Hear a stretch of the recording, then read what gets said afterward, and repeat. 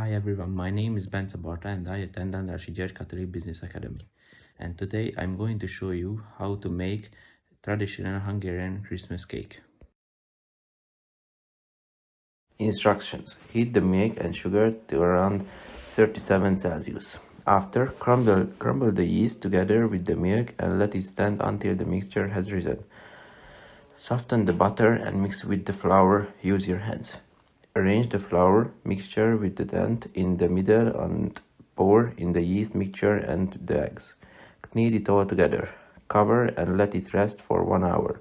During this time, you can mix the ingredients for the two fillings, but leave out the raisins for now. Split the dough in two parts. Flatten each dough with a rolling pin to a square.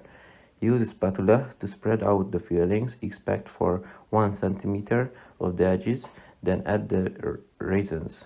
Now fold the edges over the filling and press down on all four sides before rolling up the dough.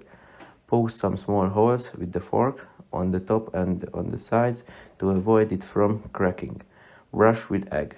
Bake in the oven at 180 Celsius for 35 minutes. Let it cool under the towel.